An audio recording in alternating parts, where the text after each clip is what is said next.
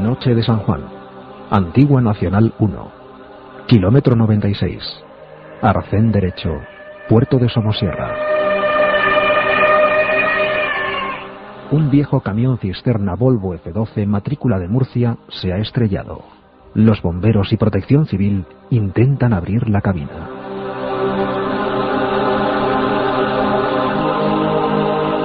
Al amanecer se hallan los cuerpos sin vida de Andrés Martínez y Carmen Gómez.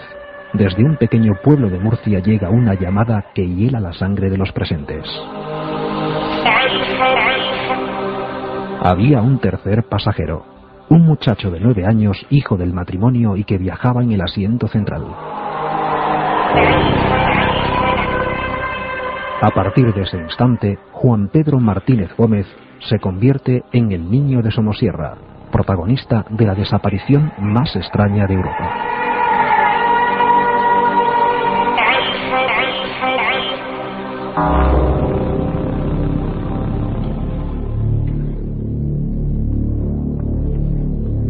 Juan Pedro Martínez Gómez tenía 10 años y desapareció casi como si el aire lo disolviese. Aquella noche de San Juan, en lo más alto del puerto de Somosierra, no es un caso cualquiera. Es una historia muy distinta a las demás. Desapareció radicalmente, en el espacio tan angosto de una cabina de camión herméticamente cerrada.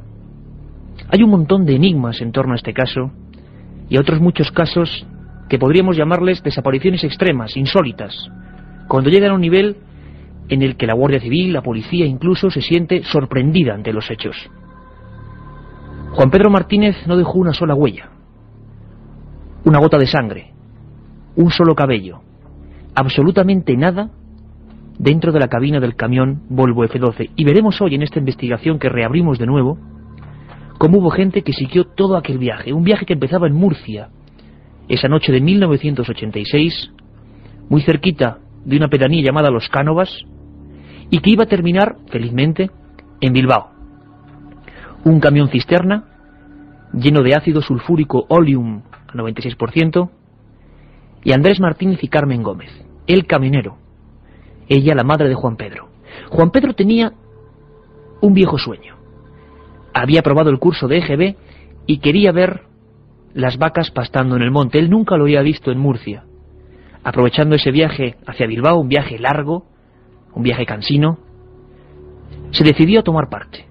Su padre lo acomodó y durante varios tramos importantes, las Pedroñeras en Cuenca, la Venta del Olivo, e incluso un poquito antes del puerto de Somosierra, la familia Martínez Gómez para su viejo Volvo F12, consume ciertos productos, leche, una mayonesa, es decir, deja un rastro de que eran 3 las personas que iban en ese vehículo.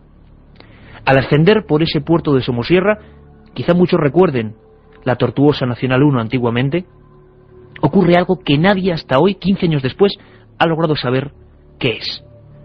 Una serie de curvas y ese camión con otros vehículos se estrella.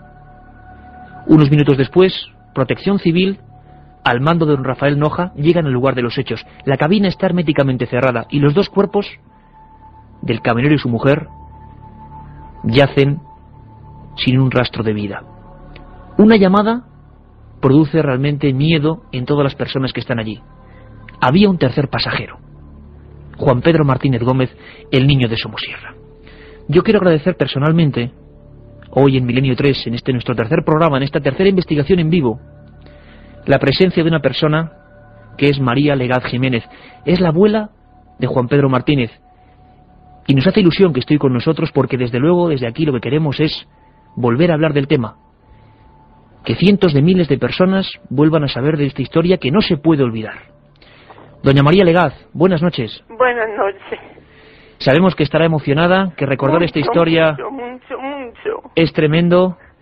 Pero vamos a hacer un esfuerzo, doña María, vamos a hacer un esfuerzo porque lo que queremos todos, aquí como periodistas en Milenio 3, yo personalmente, Iker Jiménez, lo deseo con todo mi corazón, es que algún día sepamos algo de Juan Pedro. Aquella noche... Ojalá. Doña María, aquella noche... Hable un poquito más fuerte que no se oye bien. Claro que sí.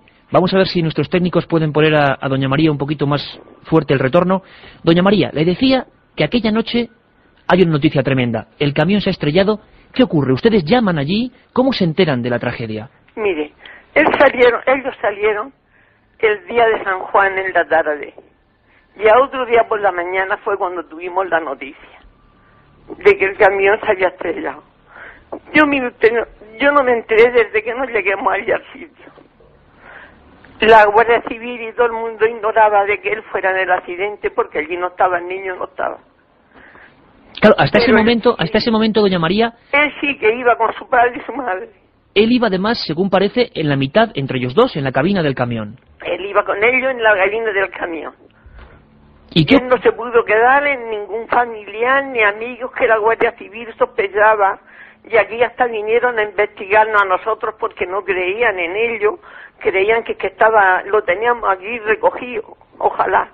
Ojalá. La verdad es que, doña María, se llegó a intentar decir muchas explicaciones que luego han quedado en nada. Por ejemplo, luego veremos cómo eso se supo que no era así. El ácido que llevaba el camión, algunos le llegaron a decir a ustedes incluso que podía haber sido el ácido, ¿se acuerda, verdad? Sí, sí. Pero todo aquello no fue así. Pero aquello quedó desmentido porque era imposible. El niño que tenía ya, le faltaban 2 meses para los 10 años, era muy mayor y estaba muy grande, muy desarrollado. Algo hubiera quedado, que tantos análisis que hicieron y todo, y no pudieron encontrar nada.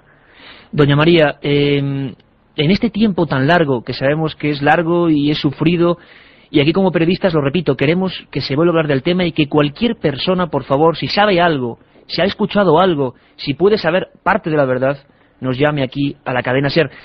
Doña María, la cuestión es que en este tiempo, ¿qué esperanzas tienen? Absolutamente nada. Nada. Hemos investigado mucho, no la Guardia Civil, porque la Guardia Civil ha sido quien menos ha investigado. ¿A ustedes? La familia hemos investigado mucho, y la banea aquella que llegó al accidente, nadie ha sido capaz de poderla localizar. Porque es una cosa muy importante, doña María. Parece ser, en esta historia tan extraña, que algunos testigos ven una furgoneta Banet blanca, que en un momento dado... Con una pareja, no sé si decía que era matrimonio, con acento extranjero. Él ya, la mujer, el muchacho que estaba en el accidente, que llegó también al accidente, que era camionero, dice que la encontraba una mujer muy rara, que él lo hubiera reconocido entre medio de muchas personas. Sí, y en cambio, no se ha sabido ni medio. No se ha sabido nada, doña María, y parece ser... Estamos igual que el primer día. Igual que aquella noche de San Juan del año 86. Sí. Doña María, parece ser, según cuentan algunos testimonios, luego ahondaremos en la historia, que hay 2 personas, incluso algunos dicen con batas blancas y aspecto extraño, que se bajan y se acercan al camión. Pero en estos 15 años no ha habido una sola respuesta. ¿Ha habido gente que ha dicho que ha visto a Juan Pedro en algún sitio? ¿Les ha llegado a ustedes alguna información a ese respecto? Los videntes. Los videntes. Ya sabe usted lo que pasa. Pues sí, desgraciadamente sabemos lo que pasa. Pero yo ahora ya no creo en nada. En nada, no creo más que en el milagro que Dios pueda hacer. Videntes que se acercaban a ustedes, doña María, para intentar decir que sabían dónde estaba Juan Pedro. En la mano parecía que estaba, pero eso quedaba en nada absolutamente. Doña María, como decíamos, incluso hubo personas en un momento dado que intentaron colaborar. Fueron miles de personas, entre civiles, policías, Guardia Civil, los que buscaron a Juan Pedro. Le aseguro que nuestro ánimo está que Juan Pedro aparezca. Y es más, aquí vamos a dar una dirección. Yo así lo espero. Vamos a dar una dirección. Tengo el ánimo que no han parecido muerto. En algún lado tiene que estar vivo.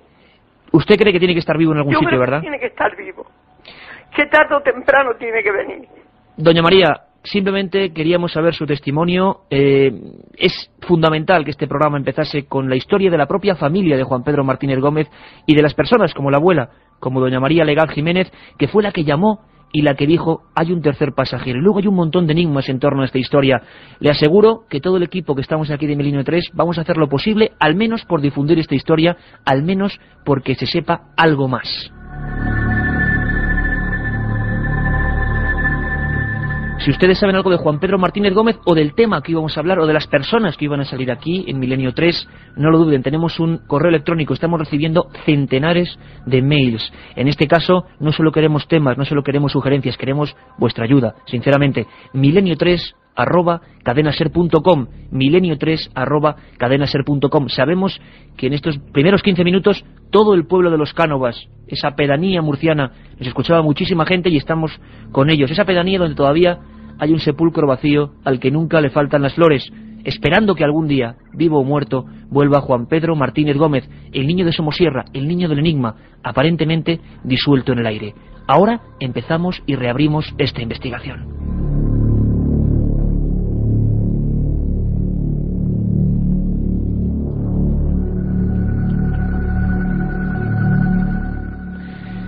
Tenemos en nuestro estudio, en el estudio 1 de la cadena SER, lo repito una vez más, con un ambiente tenue, porque estos temas a veces, bueno, pues son casi detectivescos, ¿verdad? A dos protagonistas importantes, dos personas que nos van a ayudar a investigar. Nos van a ayudar a hacer esta investigación en vivo porque todavía quedan muchas respuestas sobre este tema. El niño de Somosierra, que simplemente es un caso más. Hay unos cuantos, hay un puñado de lo que llamaríamos desapariciones extremas y hoy vamos a intentar hablar de ellas. Vamos ya con nuestros invitados. Rafael Noja, jefe de Protección Civil de la Comunidad de Madrid en 1986. Ordenó las primeras medidas de urgencia en el accidente de Somosierra.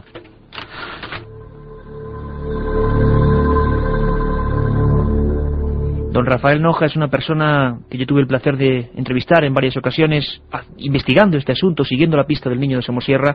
Hoy es director del gabinete del delegado de Gobierno de Madrid. Don Rafael Noja, muchas gracias por responder a la llamada de Milenio 3. Encantado, mucho gusto. Rafael, estamos aquí escuchando atentamente en el estudio. Usted fue la primera persona, la primera autoridad que junto con el juez de paz llega al lugar. ¿Qué se encuentra en aquella escena en Somosierra, aquella noche de San Juan, Rafael? Bien, allí se había producido una colisión de 5 camiones en el kilómetro 94, exactamente en Somosierra, y como resultado de este accidente, pues perecieron el conductor del camión, don Andrés Martínez, y doña Carmen Gómez. El siniestro, pues bueno, se produjo al parecer por la rotura de los frenos del vehículo de matrícula de Murcia. Este camión era un camión de mercancías peligrosas, transportaba 20.000 litros de óleo, es decir, ácido sulfúrico, que al volcar la cisterna pues empezó a extender pues unos 10.000 litros y al tomar el cauce de un pequeño arroyo que llevaba al río Duratón en la provincia de Segovia teníamos miedo de que pudiese contaminarlo. Entonces las acciones que se tomaron inmediatamente fue a través de la Guardia Civil de los puestos de Robledor de Buitrago, que fueron los que llamaron inmediatamente a los servicios de bomberos de la Comunidad de Madrid. Se neutralizó la salida del líquido con una contención de arena para que esta materia no llegara al río. La circulación, recuerdo que fue desviada por la carretera Comalcar 110 y bueno, en aquel momento inmediatamente se dio la notificación a los servicios de protección civil de Segovia para que se supiera cómo estaba la actuación. Hay un momento, don Rafael, que surge la noticia, que imagino que se quedan todos helados porque hay un tercer pasajero y no está, ¿no? Evidentemente. El tercer pasajero, lo primero que nos hace es dudar que nosotros no lo encontramos allí. Había unos zapatos y un jersey de un niño pequeño, esto no cabe duda, que iba en la cabina del camión. Pero ese pasajero nunca lo vimos y yo estuve desde los primeros momentos allí. Ni un rastro, nada. Dígame, perdón. Le decía don Rafael que aquí el gran enigma es que es un espacio que no es la calle, que no es un monte, que es una cabina de camión y no había absolutamente nada. Nada, en absoluto. Es más, cuando el camión se levanta y se ve, bueno, al matrimonio que incluso le había afectado pues la cara y parte de los brazos, el oleum, porque es un ácido sulfúrico, es corrosivo, allí no vimos en absoluto al niño. ¿Y qué teoría, don Rafael, en una persona que como usted ha visto por su trabajo en aquella época como jefe de protección civil, todo tipo de accidentes? Yo sé que usted, al menos cuando yo la entrevisté, me acuerdo perfectamente que este caso impresiona, queda con el enigma. ¿Qué llega a pensar en aquel momento? Cuando empiezan las investigaciones, ¿dónde está ese niño? ¿Cómo no puede haber dejado un solo rastro en el camión? Bueno, pusimos una operación en marcha fuerte, es decir, con helicópteros de la Guardia Civil y motocicletas, se peinó la zona en un área de 30 kilómetros, por si el niño hubiera sido despedido por el impacto del camión. No se tuvieron resultados positivos. La segunda fue, por las entidades actuantes en el accidente, se rastreó la zona sin resultado. Y luego hubo una tercera, que fue voluntariamente del maestro del municipio de Somosierra, que conocía muy bien la zona. Con los niños del colegio rastrearon, pues bueno, toda la zona durante 15 o 20 días, árboles, matorrales, casas, etcétera, y no se encontró. Hombre, si usted me pregunta a mí cuál es mi teoría, hipótesis ha habido muchas, no cabe la menor duda. Pero, bueno, partimos de un hecho que para mí es aplicar el sentido común. Los abuelos del niño dijeron haber despedido al nieto que se marchaba en el camión siniestrado junto a sus padres. En el lugar del siniestro, el niño no estaba. Había, pues, unos calcetines y ropa del niño en la cabina del camión. El camión detectaba en el tacógrafo que había parado 3 veces en el camino. Luego, entonces, entiendo que el niño, de ir en el camión, que no lo sé, se quedó en el camino. Pero claro, esto es una teoría mía aplicando sentido común, nada más. De todas formas, Rafael, hay otra parte de la historia extraña. Hay algunos testimonios que hablan de esos 2 individuos casi vestidos como médicos que en un primer momento rastrean en la zona una furgoneta. ¿Se supo algo más certero de qué pudo pasar en aquellos minutos en el puerto de Somosierra o nada? No, mire usted, yo eso no lo vi. Eso no lo vi. La prueba es que inmediatamente cuando ocurre una cosa de esta, lo primero que llegan es la Guardia Civil. La Guardia Civil acordona la zona y ahí no entra absolutamente nadie. Esto no cabe duda, teniendo en cuenta además que el puesto está cercano a Somosierra, el puesto de la Guardia Civil. Entonces, esa fue una hipótesis que salió, pues bueno, 3 o 4 días después, pero que yo incluso, bueno, pues hablé con alguna persona a ver si conocía el tema y no he visto a nadie que eso me lo haya ratificado. Don Rafael, por último, ¿es la desaparición más extraña o con lo que uno se queda como, ¿cómo decirlo?, a nivel oficial más apurado porque no se ha vuelto a saber nada, no se tiene hipótesis de nada? Hombre, efectivamente. En mi caso, que he tenido, estando yo en protección civil, he tenido casos fuertes, verdaderamente este es el que más me afecta, porque hombre, los otros han sido caídas de aviones y tal, que todos eran muertos. En este caso me deja verdaderamente perplejo que no se sepa nada. La prueba es que el caso, que yo sepa, no está cerrado. Entonces, me deja insatisfecho, no cabe la menor duda. Me hubiera gustado de que este caso estuviera ya resuelto. Don Rafael, pues ha sido un verdadero placer, simplemente queríamos tener su testimonio, importantísimo además, la primera autoridad que llega al lugar. Volveremos a contar con usted para este tipo de casos sin resolver y realmente ha sido un placer poder escuchar su testimonio, sus pruebas y sus datos. La otra realidad, Milenio 3, en la cadena SER.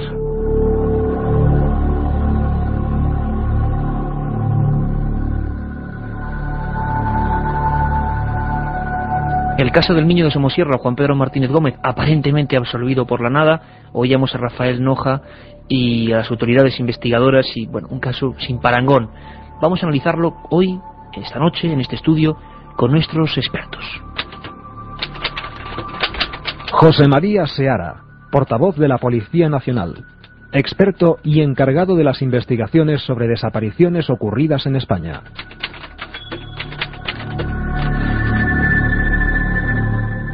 Don José María Seara, ante todo, muchas gracias por estar aquí acompañándonos en el estudio en Milenio 3.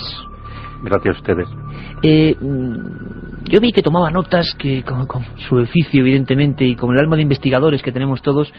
¿Qué le sugiere esta historia? ¿Cómo se queda? Imagino que la recuerda perfectamente, ¿no?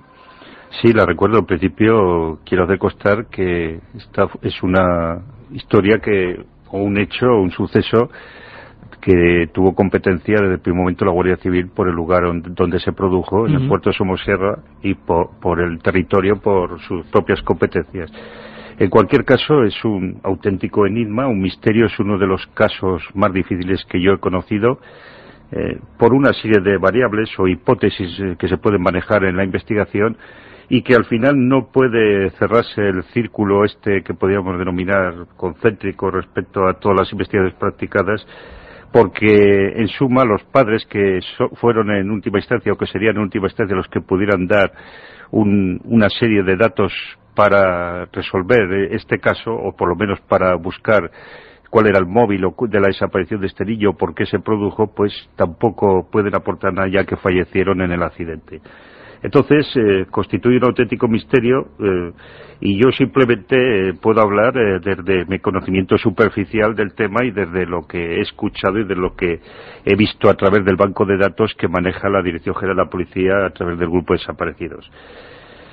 Hay varias hipótesis, como aquí se han apuntado algunas. El niño, si realmente llegó hasta el lugar donde se produjo ese lamentable accidente en Somosierra del camión, viajaba en el camión en ese momento, si pudo salir del camión, si se perdió en esa zona montañosa, escarpada, donde al parecer no, o en un plano muy limítrofe había animales sueltos, como pudieran ser animales dañinos, semisalvajes, si abandonó el lugar en busca de ayuda, si realmente tuvo lugar la presencia de esa pareja, presumiblemente de extranjeros, que habría que determinar la nacionalidad de los ocupantes de ese coche, si se realizaron esas paradas, y luego realmente todo ello se van analizando unas hipótesis, una comprobación de resultados de datos, hasta llegar a una tesis o a un análisis de lo que ha podido suceder.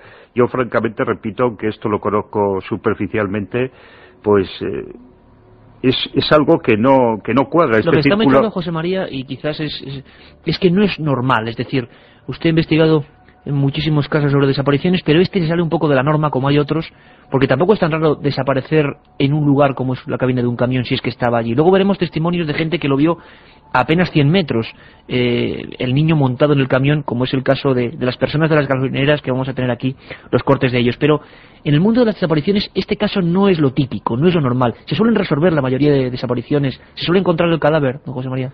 Pues en un 98-99% sí, solo hay un 1 por 1000 de las que denominamos desapariciones inquietantes. Esas desapariciones que tardan años y años sin que la víctima del delito o la víctima de un hecho fortuito, de un accidente o de una catástrofe, pues no aparezca, pero normalmente suelen aparecer de tarde o temprano, casi todo, sobre todo cuando se trata de adolescentes o menores.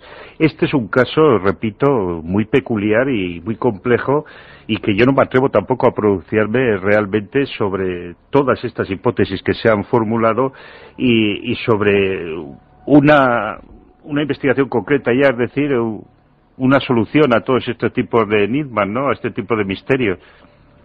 Javier Sierra nos acompaña, nuestro colaborador habitual, periodista, investigador de estos temas, ha seguido muchos casos también de desapariciones desde el punto de vista periodístico, y como es mi caso, siempre de formación profesional, te queda realmente con casos como estos. No es el único, ¿verdad?, en España el caso del niño de Somosierra. Hubo, lo decía ahora, casos como el del niño pintor, ¿no? Exactamente, sí, hay una pequeña estadística de casos, tanto en España como en otros países, que quedan siempre sin resolver, y desgraciadamente la mayor parte de esos casos sin resolver corresponden, por una macabra casualidad, supongo, a niños o a personas menores de edad, ¿no?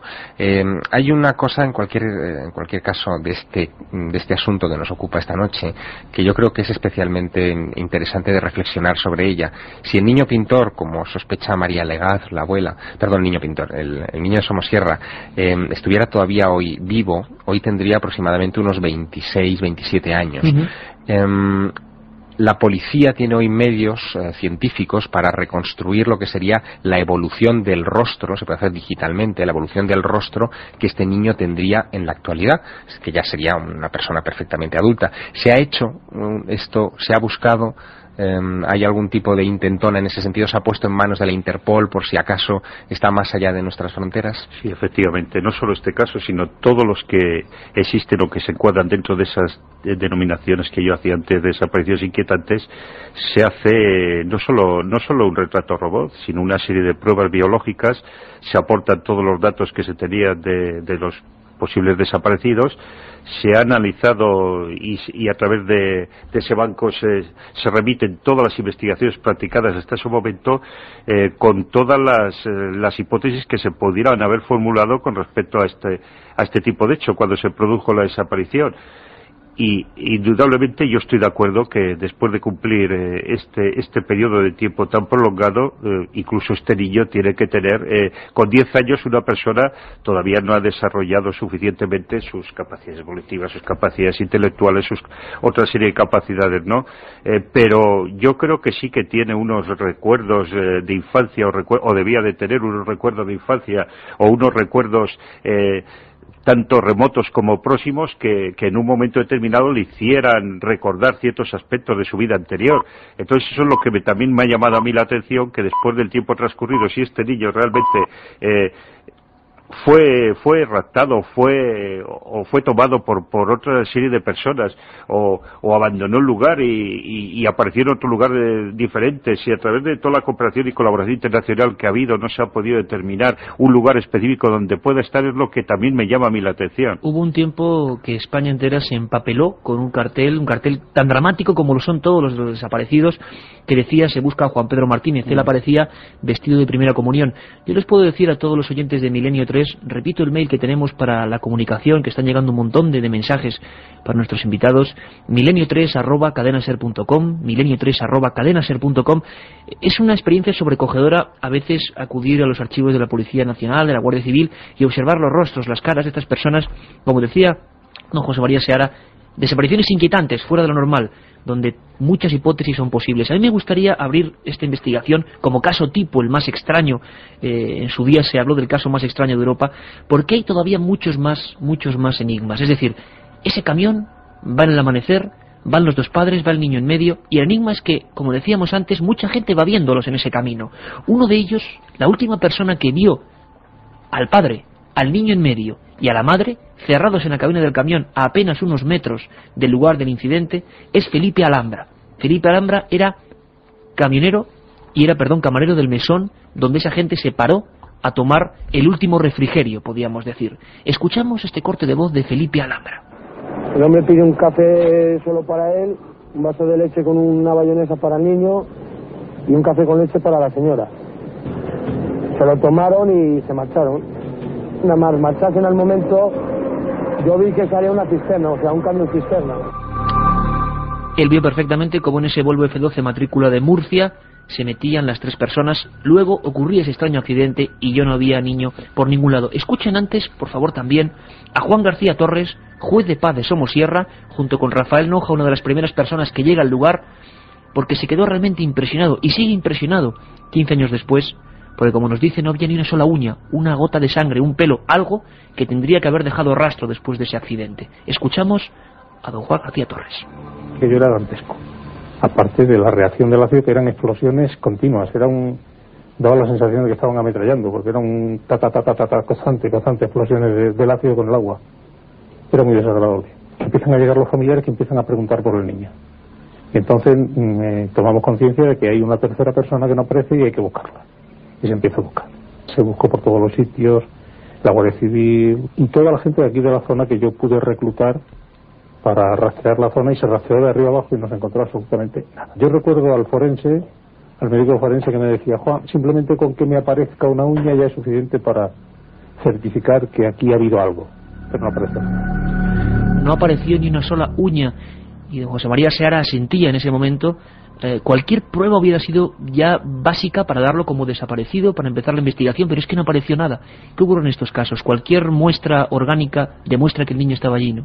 Sí, cualquier indicio, cualquier vestigio puede iniciar una investigación o puede terminar dónde se encuentra realmente este niño o el lugar donde haya podido dirigirse, e incluso se manejaron las hipótesis de que pudiera haber quedado prácticamente calcinado como consecuencia del efecto del ácido al descender del camión, pues porque podía haber sucedido de que los padres recibieron un golpe mortal por la impresión del choque o por el efecto, mejor dicho, del choque, pero el niño pudo descender del camión, no le pudo afectar. Pero claro, incluso aunque hubiera quedado totalmente quemado, hay una serie de rastros, hay una serie de vestigios que siempre aparecen. Es el caso, por ejemplo, de las piezas dentales que aguantan, esto no lo sabe mucha gente que está al margen de estos temas, pero aguantan más de 1400 grados de calor. Hay otra serie de aspectos de huesos, hay otros estudios antropométricos que se pueden hacer, ciertos pelos o señales incluso que pueden aparecer, que pueden determinar perfectamente si el niño ha fallecido como consecuencia de haber quedado totalmente abrasado, si el niño, como decía antes, está en un determinado lugar o ha abandonado ese lugar, en fin, una serie de rastros vestigios que aquí tampoco aparecen, y esto es lo que todavía lo hace más enigmático a este caso. Don José María, ¿cuánta gente en sus informes o investigaciones desaparece en España oficialmente, digamos, en un año? Pues en un año desaparecen alrededor de 14.500 personas como término medio. 14.500 personas. Sí, en concreto en el año actual, en el año 2001, mejor dicho, lo que llevamos de 2001 y hasta la fecha han desaparecido. Hablo de denuncias efectuadas, que luego aclararemos qué relación tiene esto con las desapariciones y si efectivamente son las desapariciones reales que se producen. Han desaparecido en el año 2001, la estadística que tenemos en el Banco de Datos Policiales y las denuncias formuladas, 14.966 personas de ambos sexos y de todas las edades, lo que representa un aumento con respecto al año anterior de un 7,16%. Ha habido un aumento. Sí, 13.966 en el año 2000. El periodo de tiempo que transcurre desde enero del 2002 hasta la fecha todavía no lo podemos cuantificar, pero lo que figura aproximadamente por la evolución que figura en el banco de datos es similar a de años anteriores. Normalmente son 14.500 personas las que desaparecen en términos más o menos. Y de esos casos, don José María, imagino que, como usted ha dicho, y lo ha dicho aquí en los micrófonos de Milenio 3, hay un inmenso porcentaje que se descubre el cadáver, los móviles, la gente vuelve, me imagino, de aventuras pasajeras. Todos hemos escuchado historias, sobre todo relacionadas con adolescentes, pero hay un porcentaje mínimo de esas desapariciones que van a pasar a formar parte de esas fotos dramáticas, de los hechos un poco inexplicables. De esas 14.000 personas, ¿cuántas pueden quedarse? Sabemos que son cálculos muy a la ligera, pero para que la gente se haga una idea, en ese otro archivo, digamos, de las desapariciones insólitas o de alta extrañeza. Bien, primero voy a hacer constar que en el año 2001, y esto es aplicable en términos cuantitativos al resto de los periodos anuales, es decir, lo que comprende 12 meses del año natural, quedan reclamaciones vigentes a priori de personas que todavía no han aparecido, un total de 1.841. Se investigaron y se reintegraron a sus respectivos domicilios un total de 13.125 personas de 14.966. ¿Quiere decir exactamente que esas 1.841 son desapariciones de las que antes hablaba como inquietantes? No. Puede ser que en la actualidad el número de personas con búsquedas en vigor son en concreto más nacidas fuera de España que en España. ¿Qué quiere decir? Primero, la problemática de la inmigración, ya que en gran mayoría son menores los denunciados. Son de procedencia magrebí, marroquí y argelinos, que son fugados de centros de acogida. Estos chicos pueden estar denunciados como desaparecidos en sus países de origen 4, 10, 15 o 20 veces. Incluso los centros de protección dependientes de las comunidades autónomas les reintegran o les devuelven a sus países de origen después de realizar unos trámites que están especificados de manera legal y vuelven a escaparse de los lugares donde han nacido. Y figuran como desaparecidos a nivel oficial, digámoslo así, ¿no? Sí, incluso algunos de ellos, aunque no se reintegraran de nuevo a nuestro país, utilizando los métodos más peculiares para penetrar a través de Ceuta y Melilla. Hablo del caso de los magrebíes es decir, argelinos y marroquíes, que son los que en mayor número se denuncian como desaparecidos. Aunque en el caso de que la familia se hiciera cargo de estos menores, que casi todos son personas desarraigadas y las familias son con un número indeterminado de hijos, indeterminable en muchos casos, y no quieren saber absolutamente nada de ellos, hay que hacerlo costar así, pues aun en el supuesto de que sí que se dan cargo real de este menor, de su hijo en este caso, o de la persona que ostente una relación de afectividad del tipo que sea, pues no se remiten a las autoridades policiales españolas y dan de baja a ese menor en el banco de desaparecidos. Es decir, que de ese inquietante número de 1.000 y pico de desapariciones que figuran todavía en vigor a estas alturas, quiere decirse que un porcentaje próximo al 86% han podido ser denunciados como desaparecidos en 20 y tantas o 30 y tantas ocasiones. Yo tengo aquí nombres específicos. Gente que ha estado constantemente como desaparecido. Javier, ¿querías comentar una cosa? Sí, que quizá nuestros oyentes no se hacen una idea del volumen de trabajo que supone esto para las fuerzas del orden público. Las cifras que nos está dando la Dirección General de la Policía, en base a los datos de la Dirección General de la Policía, son escalofriantes si se ven desde otro punto de vista. Claro, si se dice 4.966 casos en este último año, bueno, suena muy bonito, pero habría que especificar que son casi 50 desapariciones al día, es decir, 2 a la hora. En Estados Unidos ese volumen se calcula aproximadamente en una desaparición de una persona, en la denuncia de una desaparición, cada 8 minutos. Quiero que es un problema, Javier, es un problema magnífico, porque, de gran alcance. Porque teniendo como base el tema de la desaparición más rara de Europa, ese chaval que aparentemente se disuelve en la nada, hablábamos del ácido. Recuerdan que ese camión llevaba ácido, llevaba un material que se pudo saber. Escuchamos ahora al químico, Alberto Borrás, realizó pruebas diversas y desde luego, como nos decía don José María, los huesos, los dientes tenían que haber quedado y aparecido. Es imposible, ese muchacho nunca pudo ser disuelto por el ácido. Me gustaría que escucharan 2 cortes de la entrevista que mantuvimos con Alberto Borrás y que saquen sus conclusiones. Entonces, para tener una cierta seguridad en este asunto, lo metí en ácido sulfúrico concentrado en 96%, y a las 24 horas el hueso está totalmente entero, vaya que está más quebradizo, algo así, pero está entero perfectamente, ¿no? El ácido sulfúrico es muy difícil que llegue a disolver totalmente un hueso, ¿no? Pasará a otra dimensión, a otro universo paralelo, por un mecanismo que desconocemos, que se activaría en el momento en que una oleada de ácido sulfúrico que iba a cubrir el niño, antes de que sucediera esto, algo ocurrió y el niño entonces pasó a otro, llamémoslo, un universo paralelo. Esas palabras en boca de un químico realmente son curiosas. Universo paralelo, parece que la física, la propia química está descubriendo campos desconocidos. Oímos habitualmente en las noticias historias como agujeros de gusano, espacio atemporal. Quién sabe si Juan Pedro fue víctima de una de estas especies de bromas del espacio-tiempo. ¿Qué es esto de mundo paralelo que nos dice el químico Alberto Borrás, Javier? Bueno, Alberto Borrás yo creo que llega a esa interpretación en los casos más desesperados, ¿no? Cuando ya no hay... Como el de Juan Pedro. Exacto, cuando ya no hay explicación posible, pues aparecen todas esas explicaciones, a veces casi rayanas en la ciencia ficción, pero que hacen que intervengan también personajes como estos videntes, que también hacía alusión la abuela, ¿no? María Legaz hace un tiempo. Pero hay una cosa curiosa que creo que es interesante también añadir. No solamente conviene hablar de desapariciones misteriosas, también habría que hablar de apariciones misteriosas. Es decir, continuamente, y en esto en los archivos de la policía también están llenos, aparecen personas que no recuerdan su identidad, no saben de dónde vienen, con serios problemas, como si hubieran salido del túnel del tiempo, ¿no? Sí, puestos a imaginar el famoso caso de Kaspar Hauser, que apareció en 1828 en Nuremberg, en las calles de Nuremberg, apenas vestido con unos calzoncillos y sin saber de dónde había venido, que luego se habló de que podía ser el hijo bastardo de un monarca famoso de la época, etcétera. Pues es uno de tantos, es decir, es el primero clásico de la literatura, pero la literatura especializada está llena también de ese tipo de casos, de esas apariciones, ¿no? Javier, don José María, me gustaría que escuchasen esta introducción dramática de uno de los casos que empezó a investigarse como desapariciones extremas, concretamente en Estados Unidos. Escúchenlo muy atentamente, por favor.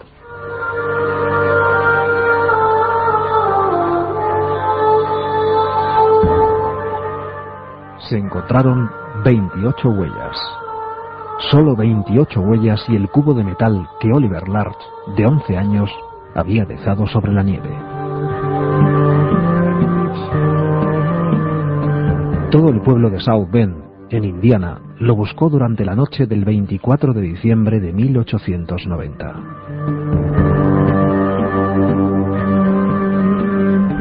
Había salido a buscar agua al pozo próximo a su casa. Poco después, su familia escuchó gritos, aullidos desgarradores que se alejaban hacia el cielo encapotado. ¡Socorro! ¡Auxilio!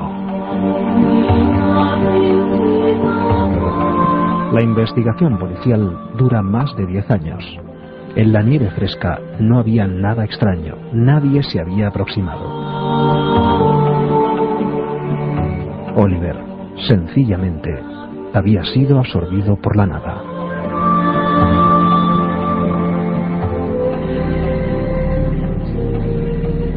El caso de Oliver Larch, desaparecido de la forma más extraña que nos podemos imaginar en un pequeño pueblo de Indiana, no es el caso único, aunque sí el que probablemente reabrió el interés de algunas autoridades por este tipo de temas.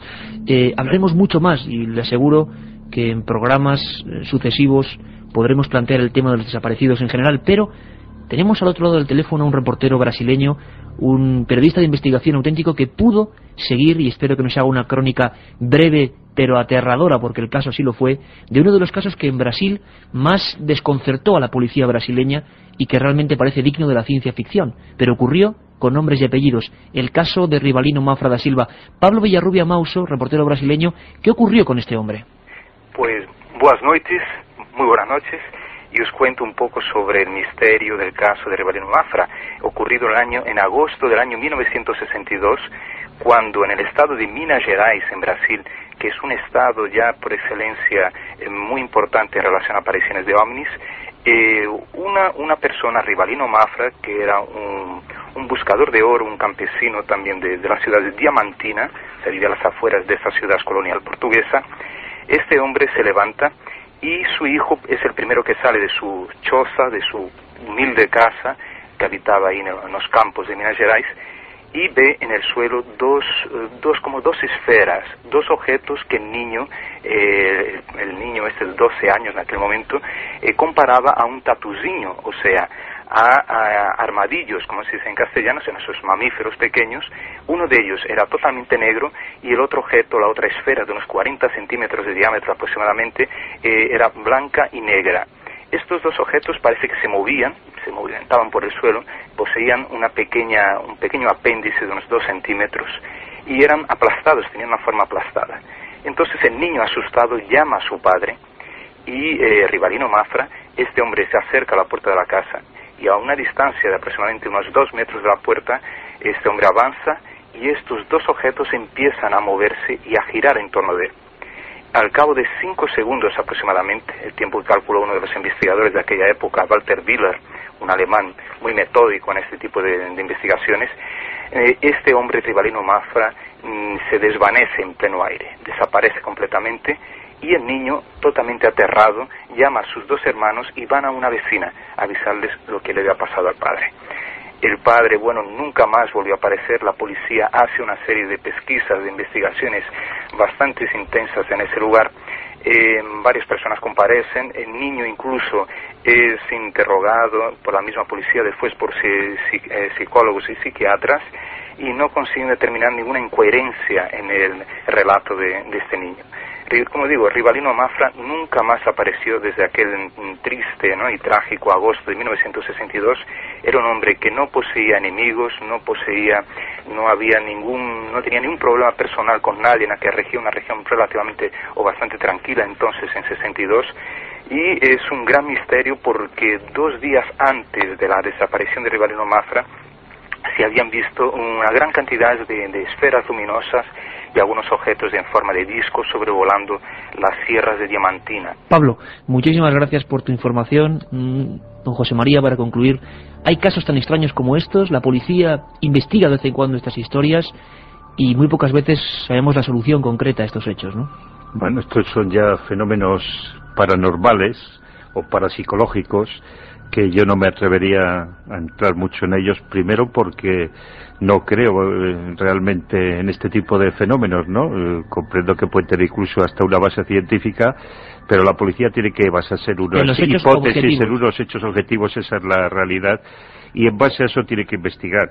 En cualquier caso, tengo también que apuntar que en el año 60 hasta 70 fue muy peculiar el estudio de los ovnis, alcanzó una gran difusión toda la literatura en torno a estos temas, y yo creo que obedecía más a la imaginación de los presuntos protagonistas de estos hechos que a la realidad, pero en cualquier caso no quiero yo tampoco ser tan tajante y dejar un margen para la posibilidad. Y esa actitud, don José María, es la que nos gusta en una persona de su rango. Le invitamos de verdad a volver a afrontar este tema de las desapariciones, que tiene muchos enigmas policiales, fidedignos, reales, y que realmente es un tema que preocupa a la sociedad. Muchas gracias, don José María, por haber estado en Milenio 3. Gracias a ustedes.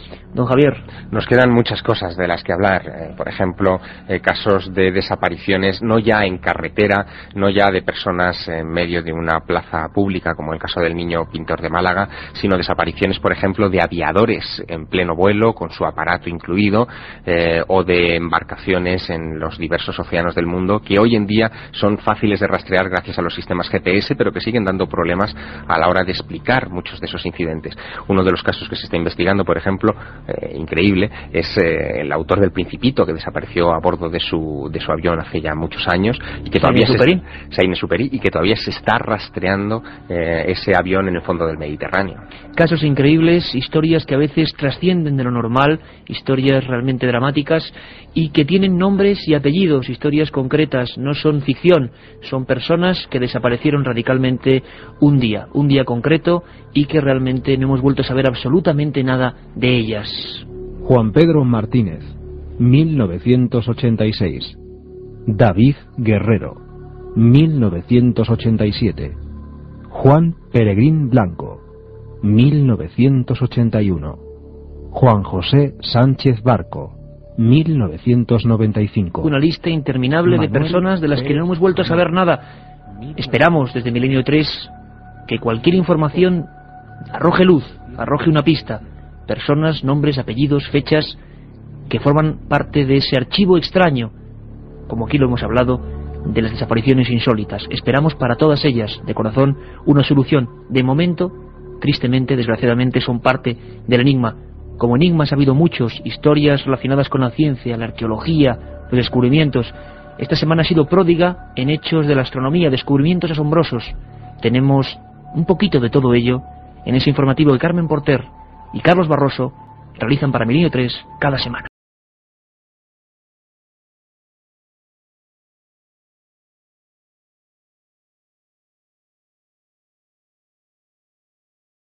Han vuelto a dar una sorpresa a todo el mundo, anunciando el descubrimiento de una ciudad perdida desde hace más de 400 años en Perú. Los expertos no se ponen de acuerdo en torno a la importancia de este núcleo urbano, que muchos sitúan como el último refugio de los incas antes de ser exterminados por los colonizadores españoles. Será nuestro primer asunto en un informativo que viene, como siempre, cargado de noticias. Repasamos con Carmen Porter algunas de las más interesantes. Hablaremos del descubrimiento en un papiro del mapa de España más antiguo hallado hasta el momento. Por otra parte, la Agencia Espacial Europea se lanza a la búsqueda de posibles planetas con vida en el universo. Y viajaremos hasta un pueblecito de Gran Bretaña, donde se han concentrado fervientes seguidores del mítico Conde Drácula.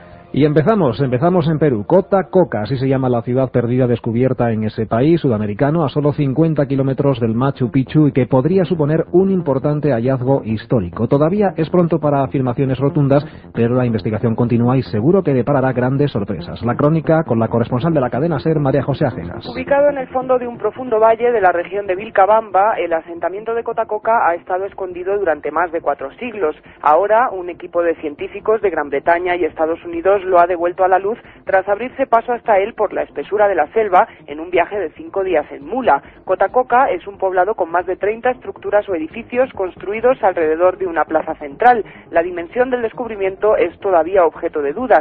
Para sus autores se trata de lo que pudo ser uno de los refugios de los gobernantes incas desde la llegada de los españoles en 1532 hasta la ejecución del último cacique, Tupac Amaru, 40 años después. Otros, en cambio, consideran que se trata de un asentamiento más, de un pueblo sin mayor relevancia política. Sea como sea, Cotacoca permitirá estudiar mejor a la civilización inca, una de las más importantes y a la vez más desconocidas de América.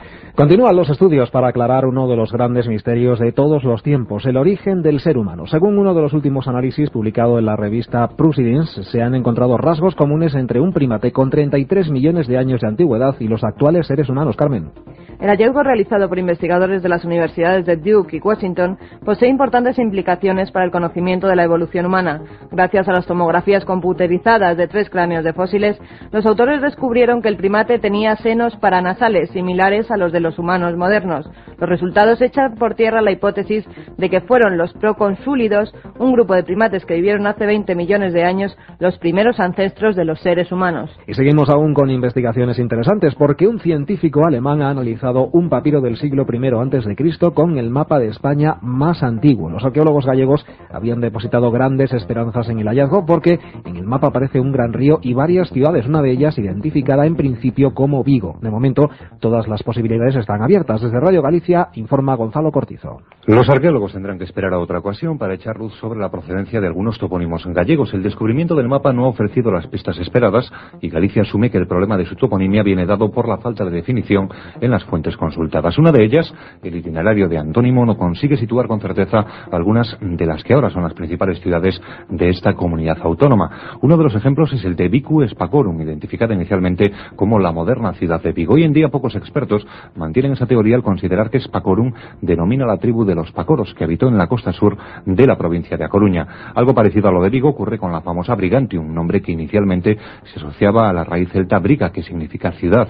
En algunos estudios se asegura que ese topónimo hace referencia al faro de los brigantes, y es que A Coruña era un puerto base de la flota romana que luchaba en Britania. Decepciones, por tanto, en torno al mapa más antiguo de la península, que poco aclara en torno a de dónde vienen los nombres de muchas de las localidades sobre las que pesan dudas históricas. Y del pasado al futuro, porque la Agencia Espacial Europea ya ha marcado sus objetivos para los próximos años. Entre esos objetivos, la búsqueda de vida fuera de nuestro planeta. El reto fundamental europeo es estudiar la manera de mantener a una persona en el espacio durante mucho tiempo para saber cómo se comporta el cuerpo humano allí, y la búsqueda de posibles planetas con vida en el universo.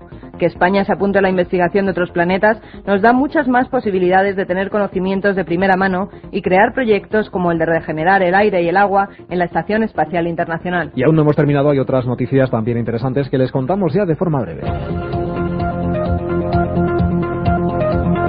Nos vamos a Managua, en Nicaragua, donde se ha producido un nuevo avistamiento de ovni esta misma semana. Edgar Rodríguez, que fue el primero en avistar el objeto, aseguró que se movía sobre su mismo eje, daba 2 vueltas a la izquierda y después 2 a la derecha, como si se fuera desenroscando, y que en ningún momento dejó de avanzar. Por su parte, otro de los testigos, Mario Rojas, logró grabar un vídeo donde se observa un artefacto ovalado que cambiaba de color y volaba a gran altura, realizando movimientos imposibles. Científicos de Arizona consiguen que unos monos jueguen al ordenador utilizando solo su pensamiento. Un equipo de científicos de la Universidad de Arizona entrenó a 2 macaques rhesus para que jugaran con un programa de computadora en el cual debían mover unas esferas circulares en un espacio virtual tridimensional. Para ello, ataron los brazos a los monos para que no pudieran usar las manos. Cuando los primates se dieron cuenta de que con sus pensamientos podían mover el cursor, dejaron de esforzarse por moverse. Y una más para terminar. La ciudad inglesa de Whitby se disputa con Transilvania la paternidad del mito de Drácula. Bram Stoker escribió en esta ciudad la legendaria novela de un conde que chupaba la sangre de sus víctimas, convirtiéndolas a estas en vampiros. En la actualidad, este pueblo es una obsesión para una nueva generación de devotos que se hacen llamar goths. Con los rostros pintados de blanco y negro, vestidos con trajes de época y con grandes cadenas de plata colgadas de sus cuellos, se concentran en la iglesia local y aseguran que la ciudad está hechizada y que allí ocurren muchos fenómenos paranormales. Pues no hay tiempo para más, aunque recuerden que la próxima semana les contaremos nuevas y apasionantes noticias en Milenio 3.